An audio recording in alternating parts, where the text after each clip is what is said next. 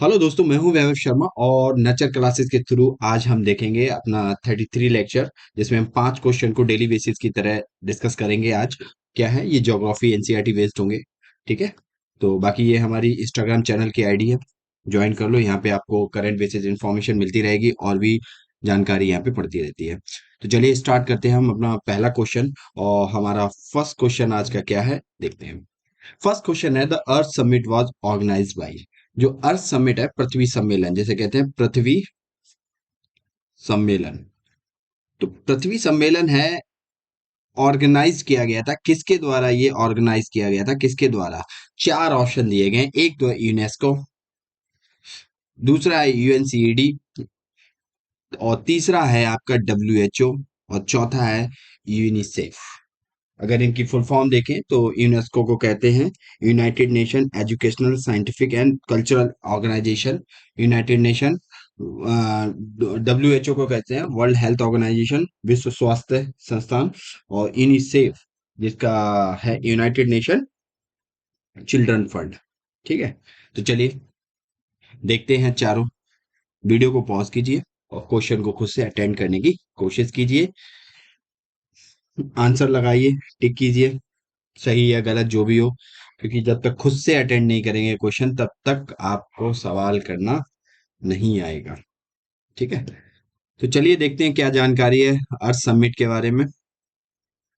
अर्थ summit, अगर अर्थ summit के बारे में देखा जाए तो अर्थ समिट वाज ऑर्गेनाइज्ड बाय यूएनसीईडी, जिसका फुल फॉर्म है United nation conference on environment and development.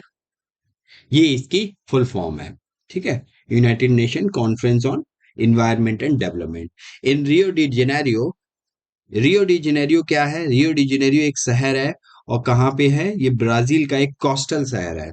Map पे अगर देखें इसको तो देखो, ये मैप है, ब्राजील है। ब्राजील क्या है?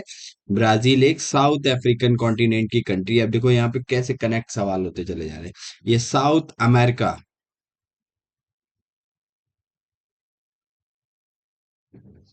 की कॉन्टिनेंट कंट्री है। अभी देखेंगे वापस, फिलहाल तो रियो डी जेनेरियो देखो, ये रहा आपका रियो डी जेनेरियो।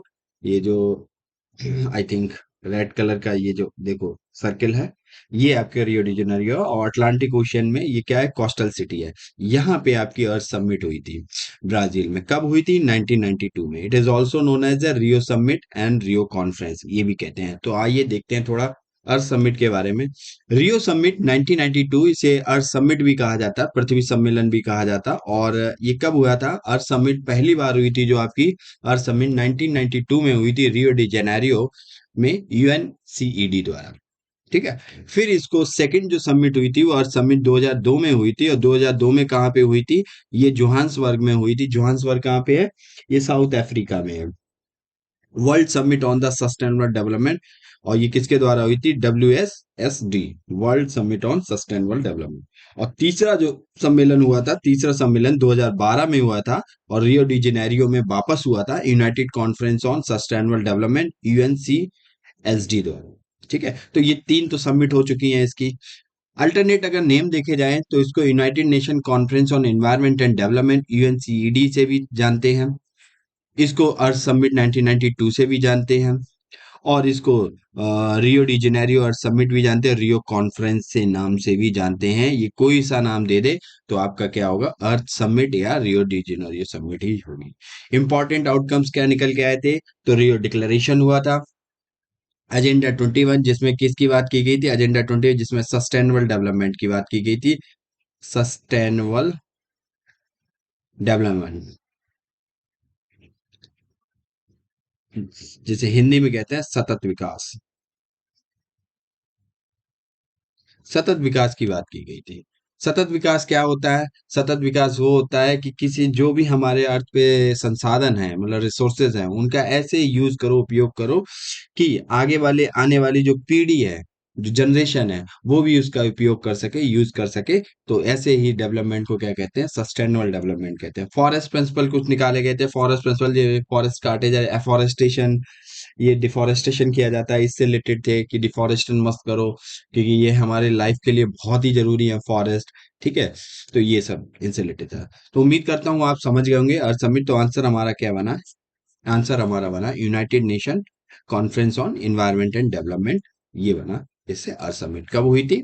1992। कहाँ हुई थी हमने देख ली, ये हमने मैप पे देख ली, ब्राजील। अब थोड़ा एक्स्ट्रा इन्फॉर्मेशन अगर देखें तो ब्राजील क्या है, एक साउथ अमेरिकन कॉन्टिनेंट की कंट्री है, सबसे बड़ी कंट्री है, सबसे लार्ज कंट्री है।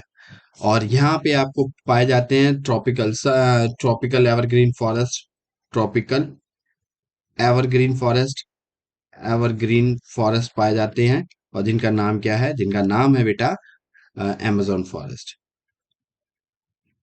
और इस अमेजोन फॉरेस्ट से ये दुनिया की, वर्ल्ड की सबसे बड़ी वाटर कैरिंग कैपेसिटी, पानी को ले जाने वाली एक नदी है, जो यहाँ से बीच से जाती है, यहाँ से ऐसे करके यहाँ पे गिरती है, जिसका नाम है अमेजन रिवर। ठीक है, वो यहीं से पास होती है। अमेजन फॉरेस्ट अगर बेसिन देखा जाए, मतलब इसका देखा जाए क्राइटेरिया, तो आपका France, Suriname, Guyana, Venezuela, Colombia, Peru, आपके बोलिविया, पैराग्वे, ये सब अमेजन फॉरेस्ट की कैटेगरी, मतलब एरिया में आ जाता है पूरा क्षेत्र। ठीक है, तो काफी। और ब्राजील क्या है, ब्राजील एक अटलांटिक ओशन से अपने बाउंड्री शेयर करता है, कोस्टल, ये कोस्टल कंट्री है जो अटलांटिक ओशन से क्या करते हो, यहीं पे एक रियो डी जेनेरियो है, जो इसकी कैपिटल क्या है, ब्राजीलिया। ठीक है, तो बाकी इससे रिलेटेड है, नीचे लगे हुए हैं। तो चलिए नेक्स्ट क्वेश्चन हम अपना देखते हैं। For which of the following reason it is necessary to secure a large area for protest forest? मतलब क्वेश्चन में कह रहा है for which of the following, इनमें से चार रीजन दिए गए नीचे आपको।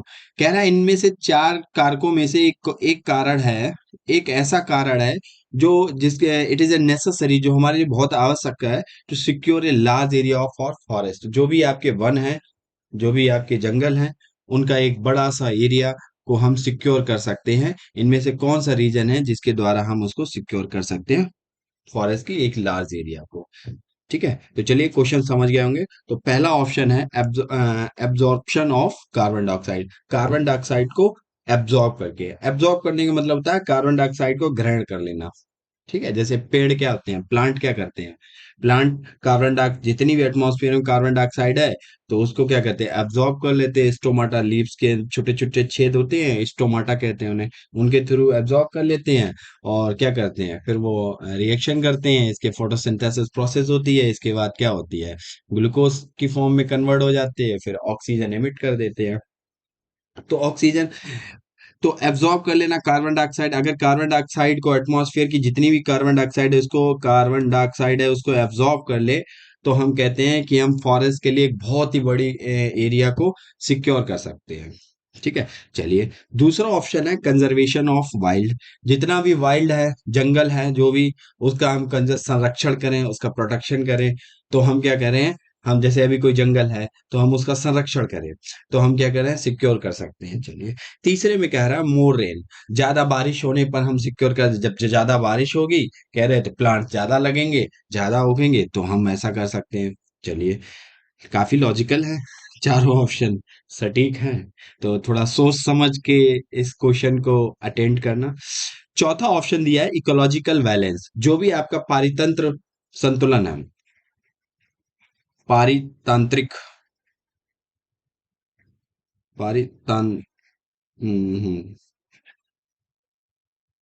तांत्रिक संतुलन है, जो भी आपका पारितांत्रिक संतुलन है, उसको बैलेंस, मतलब उसको बनाकर हम क्या कर सकते हैं, फॉरेस्ट जो भी है उनको सिक्योर कर सकते हैं, एक बड़ा एरिया। तो चलिए चार ऑप्शन है, बहुत ही अच्छा सवाल है ये, इस टाइप के। अब हम ये देखेंगे इसके क्या क्या डायमेंशन हो सकती है, इसके बारे में हम जानकारी देंगे। फिलहाल तो आप क्वेश्चन को अटेंड करने की कोशिश कीजिए, वो आपके लिए ज्यादा बेनिफिशियल रहेगा। तो चलिए क्वेश्चन को हमने समझ लिया, चारों ऑप्शन को समझ लिया, तो अब हम देखते हैं क्वेश्चन की एक्सप्लेनेशन क्या है। चलिए इकोलॉजिकल बैलेंस, पहले तो हम देखेंगे पारितंत्रिक जो आपका संतुलन है वो क्या होता है। Ecological balance is, it is the necessary to secure the large area of forest. और आपका जो आंसर हो क्या हो गया, इकोलॉजिकल बैलेंस। आंसर तो आपको हमें यहाँ पे पता लग गया कि हमारा आंसर इकोलॉजिकल बैलेंस है, पारितंत्र संतुलन है जो भी। लेकिन बात करें in order to maintain ecosystem, मतलब हम क्यों मेंटेन, इकोसिस्टम के मेंटेन की बात कर रहा है कि order to maintain ecosystem on land area where the human being have already damage most of the habitat specially forest biome. मतलब क्या है, हमें हम देखो ह्यूमन क्या कर रहे हैं, जो ह्यूमन एक्टिविटी कर रहे हैं, जो भी ह्यूमन एक्टिविटी कर रहे हैं वो क्या है, हम फॉरेस्ट डिफॉरेस्टेशन कर रहे हैं। डिफॉरेस्टेशन मतलब वनों की कटाई कर रहे हैं, हम डिफॉरेस्टेशन कर रहे हैं।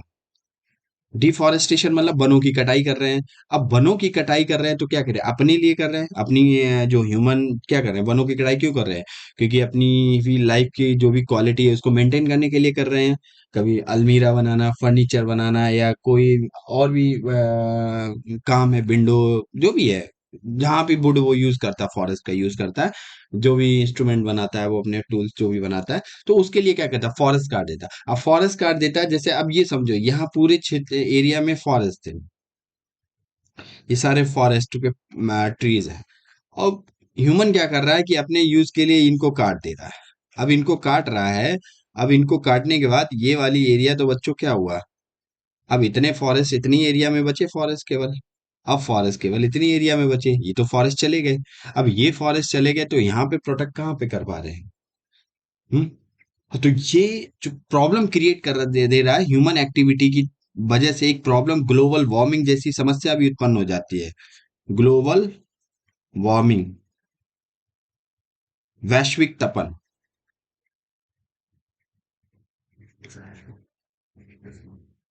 तापन या तपन, क्यों, तो ये समस्या भी खड़ी हो जाती है, बहुत सारी प्रॉब्लम्स खड़ी हो जाती है, क्योंकि अभी हम अगर देखें कि ये क्या है, फिलहाल हम अपना आंसर देख लें, इसके बाद आंसर हमारा क्या बनेगा, आंसर ये हमारा इकोलॉजिकल बैलेंस बनेगा। फिलहाल हम इस टॉपिक को थोड़ा और अच्छे से समझते हैं। देखो, ह्यूमन एक्टिविटी की वजह से हम प्लांट्स प्लांट्स काटते हैं, फॉरेस्ट काटते हैं, और वहां पे हम लगाते हैं नहीं ज्यादा। तो हम वो क्या है, वो हमारा ह्यूमन एक्ट, वहां पे हम कंस्ट्रक्शन करते हैं, बिल्डिंगें बनाते हैं, बहुत सारी चीजें करते हैं। तो यहाँ पे फॉरेस्ट तो चले गए। फॉरेस्ट का अगर हम उपयोगिता बताएं तो क्या है, एक एक ट्री की अगर हम देखें, एक ट्री, क्योंकि ये फॉरेस्ट का पार्टी होता है, फिलहाल हम एक सिंगल यूनिट को देखते हैं फॉरेस्ट की। एक ट्री क्या करता है, एक ट्री एटमॉस्फेयर में एक वार्म गैस, ग्लोबल एक वार्म गैस होती है जिसे ग्रीन हाउस गैस बोलते हैं, कार्बन डाइऑक्साइड गैस। बस बाकी और भी मीथेन है और भी है, लेकिन कार्बन डाइऑक्साइड एक वार्म गैस, उसको क्या करता है, उसको एब्जॉर्ब कर लेते हैं प्लांट्स। प्लांट्स एब्जॉर्ब कर लेते हैं अपने लीव्स के थ्रू, एक छोटे छोटे छिद्र होते हैं स्टोमाटा के थ्रू, जिन्हें स्टोमाटा कहते हैं। नीचे से प्लांट्स क्या करते हैं, वाटर लेते हैं और सारी चीजें लेते हैं, फोटोसिंथेसिस प्रोसेस होती है जिसके थ्रू भोजन बनाते हैं ग्लूकोज की फॉर्म में। और ग्लूकोज की फॉर्म में क्या है, ग्लूकोज C6H12O6, ये C6H12O6, इस फॉर्म में अपना ये भोजन बनाते हैं, और फिर ये बाकी जाइलम और जो भी इनके जो भी होते हैं एंजाइम होते हैं उनके थ्रू ये डिस्ट्रीब्यूट कर देते हैं। और इसी प्रोसेस में ऑक्सीजन बनती है, ऑक्सीजन को उसी स्टोमाटा के थ्रू इमिट कर दिया जाता है हमारे एटमॉस्फेयर में। अब ये एक तो इम्पोर्टेंट ये रोल निभा रहे हैं, ग्लोबल वार्मिंग की समस्या से हमें बचा रहे हैं, क्यों, क्योंकि मेंटेन करके रखते हैं ये सारी चीजों को, नहीं तो दिक प्रॉब्लम क्रिएट हो जाएगी। वार्म गैस है, और अब फॉरेस्ट काट रहे हैं, उसका इम्पैक्ट कहीं क्लाइमेट चेंज पे पड़ ही रहा है, क्लाइमेट चेंज जैसी समस्या देखने को मिल रही है। क्योंकि क्या है, तापमान बढ़ रहा है पृथ्वी का। अब तापमान बढ़ेगा, ग्लेशियर्स पे जो भी बर्फ है वो क्या है, मेल्ट हो रही है, मेल्ट हो रही है, तो बहुत सारी चीजें देखने को मिल रही है। नदियों में फ्लड देखने को मिल रहा है, ओशियन लेवल बढ़ रहा है, जो आइलैंड कंट्री है वो सबमर्ज हो रही है। जैसे हाल ही में करंटली अभी इंडोनेशिया ने अपनी कैपिटल जकार्ता को क्या शिफ्ट करने की बात की है, क्योंकि वो सबमर्ज हो रही है ग्लोबल वार्मिंग की वजह से। ठीक है। दूसरा प्लांट क्या करता है, प्लांट की एक और खासियत है, ये इसकी जो रूट्स होती हैं, ये रूट्स क्या करती हैं, यहाँ की सॉइल को क्या करती हैं, एकदम पकड़ के रखती है, जकड़ के रखती है। पकड़ के रखती है तो क्या कहती है, यहाँ की सॉइल कैसी होती है, टाइट होती है, एकदम टाइट होती है। अब टाइट होने की वजह से क्या है, वो आपको यहाँ पे सॉइल इरोजन देखने को नहीं मिलता है, न्यूट्रिशन बने रहते हैं वहां पे, ये सारी। अब प्लांट्स के इतने सारे इंपॉर्टेंस, बाकी आपको फ्रूट्स भी देते हैं, शैडो भी देते हैं, बहुत सारे और भी इसके उपयोग हैं। तो आप प्लांट्स काटोगे, समस्या तो उत्पन्न होगी। अब इसको करने के लिए हमें इकोलॉजिकल बैलेंस करना पड़ेगा, मतलब हमें प्लांट, अगर आप एक प्लांट काट रहे हो तो वहां पे 5 प्लांट लगाओ। और हम तो कह रहे हैं अपने बर्थडे पर भी आपको एक प्लांट लगाना चाहिए। अगर आप हमेशा साल भर नहीं लगाते, फिलहाल एक दिन तो एक प्लांट तो लगा दो। जितने साल के होते जाओगे उतने प्लांट्स होते जाएंगे आपके, समथिंग, ठीक है, जो भी। तो ये एक नया इनिशिएटिव टाइप का है, इसको स्टार्ट कीजिए, ठीक है, ज्यादा अच्छा है आपके लिए। तो चलिए, हमारा आंसर क्या था, इकोलॉजिकल बैलेंस। देखो, मोर मोर रेन कराने से कोई फायदा नहीं है। अगर आप मोर रेन कराओगे तो क्या होगा, ज्यादा बारिश होगी। ज्यादा बारिश से आप एक चीज भी जानते हो, ज्यादा बारिश होने पर मिट्टी जो सॉइल के न्यूट्रेंट होते हैं, उसके अंदर पोषक तत्व होते हैं, वो बह के चले जाते हैं। तो वहां की मिट्टी भी कैसी बंजर हो जाएगी, डिग्रेडेशन हो जाएगा। और वहां पे अनुपजाऊ मिट्टी हो जाएगी। तो ये समस्या अभी देखने को मिलती है। तो मोर रेनफॉल तो नहीं है फॉरेस्ट। अब जब डिग्रेडेशन होगा तो वहां पे आपको लगता है कि वहां पे मिट्टी मतलब प्लांट्स हो पाएंगे, नहीं हो पाएंगे। कंजर्वेशन ऑफ वाइल्ड, इसको संरक्षित करने से कोई फायदा नहीं, क्योंकि आप ह्यूमन एक्टिविटी तो करोगे, मानोगे नहीं, इंसान की फितरत है। ठीक है। हमें और भी लार्ज एरिया कहाँ, secure a large large a large a forest, ये करना है। ठीक है। कार्बन डाइऑक्साइड तो इससे भी नहीं, ये तो फोटोसिंथेसिस होगा, ग्लोबल वार्मिंग की समस्या से बच सकते हो इससे। ठीक है। तो चलिए, हमारा आंसर क्या था, इकोलॉजिकल बैलेंस, पारितंत्र संतुलन। चलिए, नेक्स्ट क्वेश्चन है हमारा, which of the following is example of a basal igneous rock. चार ऑप्शन दिए गए हैं। चार ऑप्शन में आपसे पूछा गया, एक बेसॉल्ट है, बेसॉल्ट, एक आपका ग्रेनाइट है, ग्रेनाइट, एक आपका स्लेट है, स्लेट, और एक आप डोलोमाइट, डोलोमाइट। अब देखिए,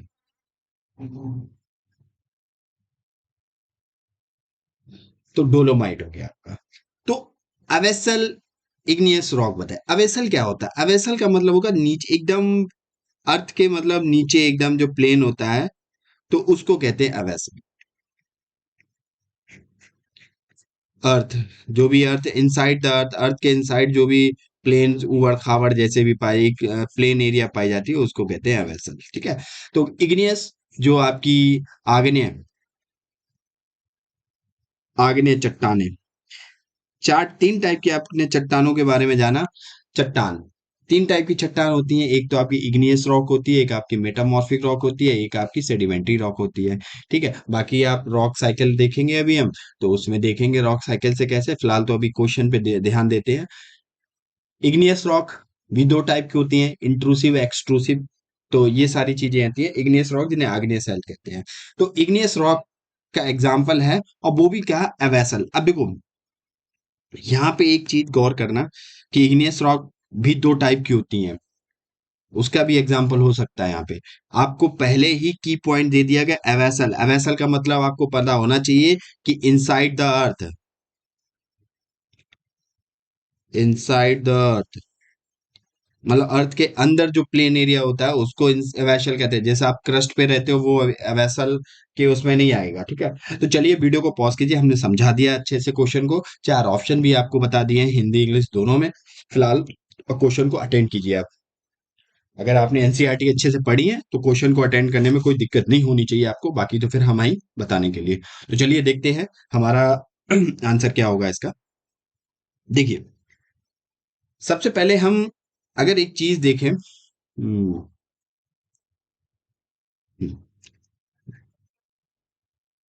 रॉक के बारे में, रॉक के बारे में देखें तो रॉक्स तीन टाइप की होती है। एक आपकी होती है इग्नियस रॉक, एक आपकी होती है सेडिमेंट्री रॉक, और एक आपकी होती है मेटामॉर्फिक, मेटामॉर्फिक। इसे कहते हैं हिंदी में आग्नेय सैल, और इसे कहते हैं आप सेडिमेंट्री रॉक को क्या कहते हैं, अ, इसको तो कहते हैं कायांतरित, कायांतरित सेल। और सेडिमेंट्री रॉक को क्या कहते हैं, आई थिंक सेडिमेंट्री, इसको देख लेना फिलहाल, दिमाग क्वेश्चन आने वो नाम नहीं आ रहा फिलहाल। सेडिमेंट्री,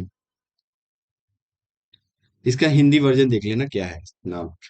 इग्नियस रॉक की बात की जाए तो देखो, इग्नियस रॉक क्या होती है, दो टाइप की। हम इग्नियस रॉक की बात करें तो इग्नियस रॉक आपकी दो टाइप की होती है। और दो टाइप की इग्नियस रॉक कौन होती है, एक आपकी होती है इंट्रूसिव, इंट्रूसिव इग्नियस रॉक, एक आपकी होती है एक्सट्रूसिव,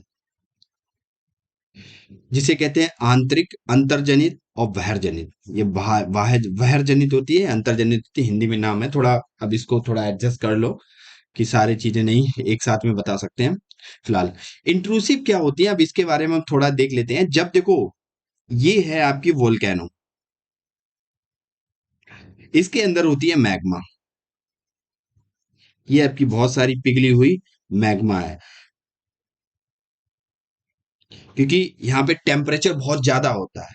अंदर इनसाइड द अर्थ टेम्परेचर बहुत ज्यादा होता है, तो जो भी चीजें होती हैं वो मेटल एकदम मेल्ट हो जाती है। जैसे कोर हमारी एक तैरता हुआ, मतलब एक बहुत ज्यादा हॉट, मतलब एक द्रवित टाइप की है। ठीक है, तो मैग्मा होता है। अब ये जब मैग्मा क्या होता है, किसी कंडीशन की वजह से ये, एक तो कंडीशन में ये ऊपर आता है, ऐसे बाहर निकल जाता है। एक कंडीशन में क्या होता है, ये नीचे ही क्या होता है, ठंडा हो जाता है। पृथ्वी इनसाइड द अर्थ यहीं पे कुछ कंडीशंस बनती है जिसकी वजह से ये यहीं पे ठंडा हो जाता है, और बड़े बड़े एकदम चंक टाइप के रॉक बन जाते हैं। रॉक की फॉर्म में ये क्या होता है, ठंडा हो जाता है, और इसी को कहते हैं इंट्रूसिव इग्नियस रॉक। जब कोई मैग्मा पृथ्वी के अंदर ही इनसाइड पोर्शन में ही क्या होता है, ठंडा होके बड़े बड़े रॉक, मतलब एकदम रॉक चंक टाइप के बन जाते हैं रॉक के, तो उसमें तब्दील हो जाता है पत्थरों में, शिलाखंडों में, तो उसको ही इंट्रूसिव रॉक कहते हैं। और एक्सट्रूसिव रॉक किसे कहते हैं, जब ये मैग्मा क्या है ऊपर आता है तो ये लावा की फॉर्म में आता है, और लावा की फॉर्म में आके फिर ये क्या होता है, बाहर जो भी एक्सटर्नल कंपोनेंट वर्क कर रहे होते हैं एटमॉस्फेयर के, जैसे विंड हो गया, वाटर हो गया, ठीक है, इनकी वजह से ये लावा क्या होती है, ठंडी होती है, ठंडी होके सॉलिड हो जाती है, रॉक की फॉर्म में तब्दील हो जाती है, और जिसे हम क्या कहते हैं, एक्सट्रूसिव रॉक कहते हैं। जैसे एग्जांपल आपका हो गया बेसॉल्ट, और यहाँ पे आपका एग्जांपल हो गया, ये वाला जो एग्जांपल है ये हो गया ग्रेनाइट। ग्रेनाइट, अब आप समझ गए होंगे आंसर क्या था, ग्रेनाइट। बेसॉल्ट क्या है, ये एक एक्सट्रूसिव, एक्सट्रूसिव इग्नियस रॉक है। हमें इंट्रूसिव एवेसल की बात की, एवेसल का मतलब हम समझा चुके हैं, अंदर होता है, तो इंट्रूसिव है, ये वाली इंट्रूसिव इग्नियस रॉक है, इसलिए इसका आंसर हो गया। स्लेट की बात करें तो स्लेट क्या होता है, हम्म, स्लेट एक मेटामॉर्फिक रॉक है। स्लेट एक मेटामॉर्फिक रॉक है, स्लेट। और जो आपकी डोलोमाइट थी वो एक सेडिमेंट्री रॉक थी, डोलोमाइट। अच्छा, डोलोमाइट क्या, सेडिमेंट्री रॉक क्या होती है, जब ये इग्नियस रॉक अर्थ का बाकी जो वीदरिंग होती है, वीदरिंग मतलब होता है अपक्षय। अपक्षय में क्या होता है, जब कोई भी एक्सटर्नल कंपोनेंट होते हैं एटमॉस्फेयर के, जैसे वाटर है, विंड है, इनकी वजह से क्या होता है, इनमें क्रैक पड़ते हैं, छोटे छोटे पार्ट में टूट जाती है। जब छोटे छोटे पार्ट में टूट जाती है और इरोजन होता है, इरोजन मतलब एक जगह से दूसरी जगह इन्हीं कंपोनेंट के वजह से पहुंच जाना, विंड के साथ उड़ के पहुंच जाना, या वाटर के थ्रू ये लुढ़क के पहुंच जाना। तो ये जब सेडिमेंट्री छोटे छोटे कंपोनेंट में टूट जाते हैं, तो छोटे छोटे रॉक्स में टूट तब्दील हो जाता है ये बड़ा सा रॉक, तो इसी को कहते हैं सेडिमेंट्री रॉक। अब ये सेडिमेंट्री रॉक फिर प्रोसेस वही होती है, और उनकी वजह से और भी महीन पार्टिकल में टूट जाते हैं, तो इसे मेटामॉर्फिक रॉक कहते हैं। तो ये प्रोसेस चलती रहती है। और रॉक साइकिल में क्या होता है, सेडिमेंट्री रॉक कभी इग्नियस रॉक से डायरेक्ट भी मेटामॉर्फिक रॉक बन जाती है, मेटामॉर्फिक रॉक से सेडिमेंट्री बनती है, फिर इग्नियस बनती है, मेटामॉर्फिक से डायरेक्ट इग्नियस रॉक बन जाती है। ये आपकी रॉक साइकिल में आ जाता है पूरा। तो उम्मीद करता हूँ आप समझ गए। चलिए, तो ये हमारा हमने अच्छे से समझ लिया इंट्रूसिव एक्सट्रूसिव को, और बाकी ये आपका वेसल इकोसिस्टम, ये वो सॉरी इग्नियस रॉक था, और ये ग्रेनाइट इसका क्या है, आंसर है। चलिए, next question is the second last question I think. The study of moon is called, moon तो बहुत देखते हो, चंद्रमा, this is a natural satellite of earth. कितनी नेचुरल सैटेलाइट अर्थ की हैं, एक ही है, मून है, कुदरत ने दी है। तो मून की स्टडी को क्या कहते हैं, जब मून का अध्ययन करते हो तो मून के अध्ययन को क्या कहते हैं, लूनारोलॉजी, सेलेनोलॉजी, और मूनोलॉजी, नन ऑफ है। तीन ऑप्शन दिए, चार ऑप्शन, तीसरा तो चौथा तो नन ऑफ दीजिए, इनमें से कोई नहीं है। फिलहाल तो तीन ऑप्शन है। देखो, मून को लूनार भी कहते हैं, इतना याद रखना, लूनार, मून भी कहते हैं, थोड़ा कंफ्यूजिंग है ये। चलो, लॉजिक लगाओ, देखें तुम्हारा लॉजिक फिट होता है, अगर आपने पढ़ा होगा तो कर ले जाओगे इसको। फिलहाल इसका आंसर देखते हैं क्या है। देखो, एक ग्रीक वर्ड है। Our moon is name. इन ग्रीक वर्ड में हमारे मून जो हमारा चंद्रमा है उसका नाम है सेलेने। सेलेने। थोड़ा प्रोनाउंसिएशन की दिक्कत है, एडजस्ट कर लेना। Selene. As is the moon goddess of the ancient Greek mythology. जो ग्रीक मैथोलॉजी है उसमें क्या है, जो एक देवी थी, उनको उनका नाम था सेलेने। तो उनके नाम पे ही हमारे जो हमारा मून है, नेचुरल सैटेलाइट है, चंद्रमा है, उसका नाम भी ग्रीक भाषा में सेलेने बोला जाता है। लेकिन ये इंग्लिश का वर्ड है, इंग्लिश में इसे सेलेनोलॉजी कहते हैं, क्योंकि हमारे स्टडी ऑफ द मून क्या है, जियोलॉजी। यहाँ पे ये इन्फॉर्म किया तो यहीं से ड्राइव हुआ आपका सेलेनोलॉजी, मून की स्टडी को कहने लगे। ठीक है, तो मून की स्टडी आपका क्या है, बी ऑप्शन सेलेनोलॉजी है। उम्मीद करता हूँ समझ गए होगे। अब चंद्रमा के मून के बारे में थोड़ा जान लो। ये अर्थ की एक नेचुरल सैटेलाइट है। ठीक है, कैसी है, नेचुरल सैटेलाइट है। इसका केवल हम कितना, जब ये फुल मून होता है, एक इंफॉर्मेशन और देखो, फुल मून पे हम केवल इसका 57% ही भाग, अप्रोक्सीमेट से 57% भाग ही देख पाते हैं जब फुल मून होता है। सोचो, हाफ मून हो गया, क्वार्टर हो गया, तो हमें कुछ ही कमी परसेंटेज दिखता है। इसका एक साइड हमेशा डार्कनेस में रहता है, क्योंकि अर्थ क्या है, ये है आपका सन हो गया, ये आपकी अर्थ हो गया, ये आपका मून हो गया। सन क्या करता है, अर्थ क्या करती है, सन के चारों तरफ एक निश्चित ऑर्बिट में क्या करती है, रेवोल्यूशन करती है, परिक्रमण करती है, एक मोशन करती है। और उसके साथ ही साथ मून भी क्या करता है, मून भी एक सर्टन पाथ पे मोशन करता है। ठीक है, अब मोशन करता है मून भी। तो यहाँ पे क्या है कि जब अर्थ रोटेट हो रही होती है तो मून भी ऐसे रोटेट हो रहा था। इसीलिए आपको, अगर आप कहीं पे रह रहे हैं, अगर आप इंडिया में, दिल्ली में, कहीं पे इंडिया में या एशिया इस वाले पोर्शन में रह रहे हैं, तो आपको देखेंगे कि ये मून का हमेशा एक ही साइड हमें दिखता है हमेशा। मून का दूसरा साइड नहीं दिखता, क्योंकि वो डार्कनेस में रहता है, क्योंकि इसके साइड मून ऐसे, जैसे जैसे अर्थ रोटेट करती है वैसे वैसे मून भी साथ में रोटेट करता है। इसीलिए हम 57% ही मून देख पाते हैं, हम फुल मून नहीं देख पाते, ये मून की। और बाकी देख लो, सोलर सिस्टम में हमारे दो ऐसे प्लेनेट हैं जिनके मून नहीं है, जिनके पास कोई नेचुरल सैटेलाइट नहीं है। उनका नाम मरकरी है, वीनस है। वीनस को twin sister of the earth भी कहते हैं। ठीक है, बाकी मार्स के पास दो मून है, और सबसे ज्यादा मून सैटर्न के पास है, अभी 92 मून समथिंग है। फिर जुपिटर के पास, जुपिटर हमारे सोलर सिस्टम का सबसे बड़ा प्लेनेट है। ये थोड़ी इंफॉर्मेशन है, इसको कलेक्ट कर लो। चलिए, अब ये लास्ट क्वेश्चन वर्ल्ड मैप पे है। वर्ल्ड मैप पे ये लास्ट क्वेश्चन है, which of the following location are the correctly match. अच्छा, ये तीन लोकेशन दी गई हैं, Beirut, Lebanon, Tripoli, Libya, Khartoum and Sudan. तो आपको क्या बताना, करेक्ट ऑप्शन बताना है इसमें। ये चीज हमेशा याद रखना, यूपीएससी एस्पिरेंट है, ये चीज याद रखें, क्योंकि यहाँ पे इनकरेक्ट कर दिया, आप तो आंसर को सही मारोगे, लेकिन फिलहाल यहाँ इनकरेक्ट दिया गया, आपका क्वेश्चन गलत हो जाएगा, मार्क कट कर सकते हैं। ठीक है, तो इस चीज को बहुत ही केयरफुली देखें, एक्साइटमेंट में, थोड़ा काम माइंड से देखें, एक्साइटमेंट में क्वेश्चन को सॉल्व करने की कोशिश ना करें, अरे ये तो बहुत अच्छा आता है हमको, लेकिन आने आने के चक्कर में करेक्ट इनकरेक्ट भूल जाते हैं मोस्टली लोग। तो इस चीज को, ये एक्सट्रीम वर्ड होते हैं, नॉट, इस टाइप के जो एक्सट्रीम वर्ड है, इनको थोड़ा नजर केयरफुली पढ़े। ठीक है, रीड केयरफुली। चलिए, बेरूट ये है क्या वैसे। बेरूट एक कैपिटल है, कह रहा है ये लेबनान एक कंट्री है। अब लेबनान कंट्री कहाँ है, अगर आपने वर्ल्ड मैप पे देखी होगी तो आप बता ले जाओगे। और इस type I think UPSC question format भी करती है, कर भी चुकी है। लेबनान एक कैसी है, एक साउथ, अभी हम पढ़े देखेंगे, त्रिपोली। कह रहा है त्रिपोली है लिबिया की कैपिटल है, और खार्तूम है वो सूडान की कैपिटल, ऐसा इनका कहने का मतलब।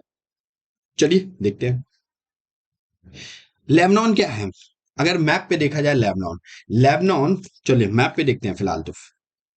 ये रहा हमारा प्यारा भारत। अब भारत में के वेस्ट में चलेंगे, सीधा वेस्ट में।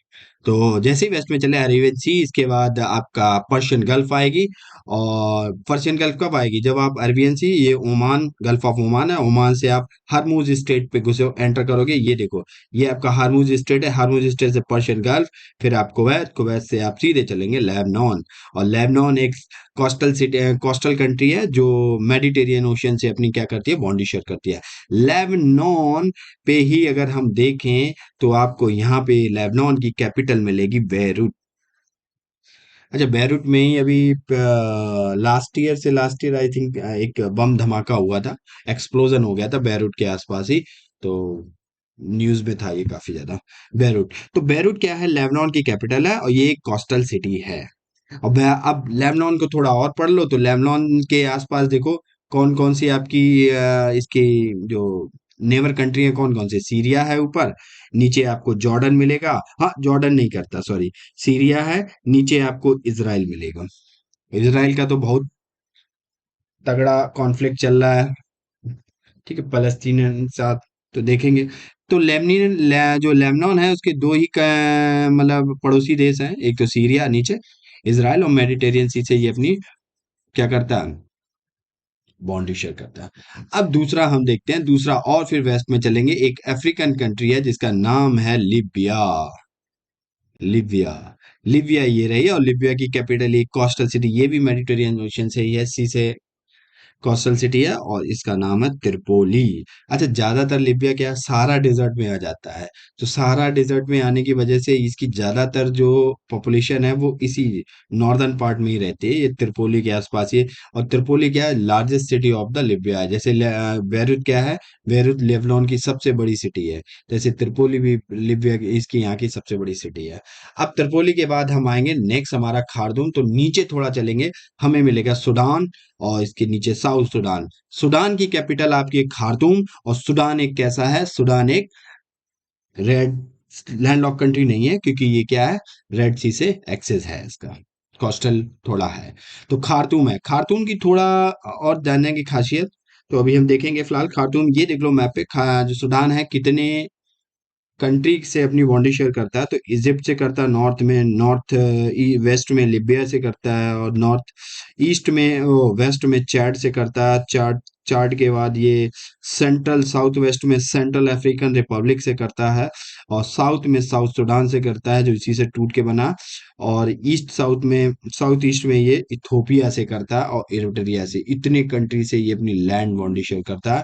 और रेड सी में इसका एक्सेस भी है, रेड सी से ये क्या, वाल मंदेब स्ट्रेट होते हुए गल्फ ऑफ एडन होते हुए वर्ल्ड में कहीं भी जा सकता है, किसी भी कंट्री में, ठीक है, एक्सेस है इसका। ये हुआ सूडान। तो चलिए, मैप पे आपने तीनों को देख लिया, फिलहाल हम अपने क्वेश्चन पे वापस आते हैं। तो हमारा यहाँ क्या, बेरूत हमने देखा, बेरूत हमारा सही है, ठीक है। त्रिपोली लिबिया कैपिटल थी, खार्तूम हमारा सूडान का था। तो हमने तीनों ऑप्शन देख लिया, all of the above correct पूछा था, हमारा आंसर हो गया। अब बाकी हम देख लें थोड़ा। लेबनान ये हमने देख लिया पूरा अच्छे से, बेरूट ये कैपिटल सिटी है, त्रिपोली लार्जेस्ट सिटी लिबिया है। और इसके बाद हम खार्तूम के बारे में थोड़ा और जान लें। देखो, एक दुनिया की सबसे लॉन्गेस्ट रिवर आती है, the longest river of the world, क्या नाम है इसका, नाइल रिवर। नाइल रिवर दो रिवर से मिलके बनती है। अब दो रिवर कौन सी हैं, नाइल रिवर जिनसे बनती है, नाइल है वो दो रिवर से मिलके बनती है, एक तो होगी आपकी व्हाइट नाइल, एक हो गई आपकी ब्लू नाइल। व्हाइट नाइल जो है आपकी वो आती है लेक विक्टोरिया से आती है, और लेक विक्टोरिया से ये जो देखो आपकी व्हाइट नाइल आ रही है लेक विक्टोरिया से, जैसे ही खार्तूम में पहुंचती है, खार्तूम में क्या होता है, एक इथोपिया से ब्लू नाइल आती है, ब्लू नाइल वो एंटर करती है कहाँ, यहाँ पे, और खार्तूम में व्हाइट नाइल और ब्लू नाइल दोनों मिल जाती हैं, तब आपका फॉर्मेशन होता है नाइल रिवर का। नाइल रिवर मेडिटेरियन में जाके इजिप्ट के पास अपना डेल्टा बनाती है, और ये दुनिया की सबसे लंबी रिवर है, और दुनिया की सबसे बड़ी वाटर कैरिंग कैपेसिटी में अमेजोन रिवर है, हम देख चुके हैं, ठीक है। तो चलिए, ये हमारे क्वेश्चन थे। अच्छा, एक पहला वाला जो क्वेश्चन था उसकी थोड़ी इंफॉर्मेशन थी, अगर हम देखना चाहें तो देख सकते हैं। अ, थोड़ा मैं भूल गया उसके बारे में। यूनेस्को के बारे में हम देखते हैं, यूनेस्को क्या है, United Nation Educational Science Scientific Cultural Organization है। ये एक यूनाइटेड नेशन यूएन की एक स्पेशलाइज्ड एजेंसी है, स्पेशलाइज्ड एजेंसी है। और इसको बिल्डअप क्यों किया गया था, इसका एक उद्देश्य था, पीस थ्रो करना है हमें, किसमें, जो इंटरेक्शन कॉर्पोरेशन है, एजुकेशन है, साइंस है, कल्चर है, इन सब चीजों को लेके हमें शांति बनाए रखनी है। तो इस चीज जो जो भी इनका विकास करना, जो भी करना है, उससे रिलेटेड था। और डब्ल्यू क्या था, डब्ल्यू और इसको यूनेस्को को कब फाउंड किया गया था, ये और देख लें, 1945 में, 1945 में इसको फाउंड किया गया था। डब्ल्यूएचओ की बात करें, ये भी क्या है, ये भी यूनाइटेड नेशन की स्पेशलाइज्ड एजेंसी है, और ये 1948 में स्टेबलाइज की गई थी, फाउंड की गई थी। इसका हेडक्वार्टर कहाँ है? इसका हेडक्वार्टर जिनेवा, ये स्विट्जरलैंड है, यूरोपियन कंट्री, उसकी एक कंट्री वो है, सिटी है, वहां पे इसका हेडक्वार्टर मिलेगा। और ये हेल्थ से लेके जो भी इश्यूज है उनसे रिलेटेड है पूरे वर्ल्ड में। और इसके बात करें तो वर्ल्ड इसके 194 मेंबर हैं, इसको थोड़ा देख लेना और डीपली। और 150 कंट्री में इसके जो ऑफिसेज हैं, और इसके 6 रीजनल ऑफिस हैं, ठीक है, डब्ल्यूएचओ के। यूनिसेफ की बात करें तो यूनाइटेड नेशन चिल्ड्रन फंड, ये भी एक क्या है, ये तीनों ही आपकी, ये भी एक यूनाइटेड नेशन की स्पेशलाइज्ड एजेंसी है। और ये क्या करती है, ये इम्प्रूवमेंट करती है हेल्थ, न्यूट्रिशन, और जो एजुकेशन है, और जनरल वेलफेयर है चिल्ड्रन का, उन सब चीजों से लेकर यूनिसेफ बनाई गई थी। ये 1946 में बनी थी। और ये क्यों बनी थी, इसका रीजन था कि सेकेंड वर्ल्ड वॉर उस टाइम हुआ था। सेकेंड वर्ल्ड वॉर में जो भी बच्चे अफेक्टेड हुए थे, उनके लिए, उनकी हेल्प करने के लिए ये बनाई गई थी, ठीक है। और ये एक यूनाइटेड नेशन 1953 में इसे, यूनिसेफ को 1953 में इसको क्या किया गया, 1953 में एक परमानेंट बॉडी बना दिया, किसका? यूएन का। तो ये हमारी आज इंफॉर्मेशन थी, आज हमने 5 क्वेश्चन को देखा, काफी अच्छे क्वेश्चन थे। तो इस वीडियो की जो लिंक है और पीडीएफ है, इस टेलीग्राम चैनल पे हमेशा की तरह आपको प्रोवाइड कर दी जाएगी। ये हमारा इंस्टाग्राम चैनल आईडी है। और यहाँ पे आपको करंट बेसिस जो भी न्यूज़ेज़ हैं, ज्वाइन कर लीजिए, मिलती रहेंगी। जो भी इंफॉर्मेशन है करंट बेस, और क्विज़ेज़ भी डालते हैं यहाँ पे। तो ये सारी चीज़ें आपको रिवीजन के तौर पे आपकी जानकारी के लिए बहुत ही इम्पोर्टेंट होंगी। और हम अब सोच रहे हैं कि एक पॉलिटी का, इंडियन पॉलिटी जो, उसके 5 क्वेश्चन की एक सीरीज लाई जाए। तो जल्दी उस पे काम चल रहा है। अगर स्टार्ट हो जाता तो हम उसको लाएंगे, फिर इसी टेलीग्राम चैनल पे आपको वो भी प्रोवाइड हो जाएगी, उसका एक टाइम फिक्स कर दिया जाएगा। चलिए, हमारे वीडियो को लाइक, सब्सक्राइब और शेयर करते रहिए। इसी नोट पे हम अपने वीडियो को फिनिश करते हैं। God bless you all and जय हिंद।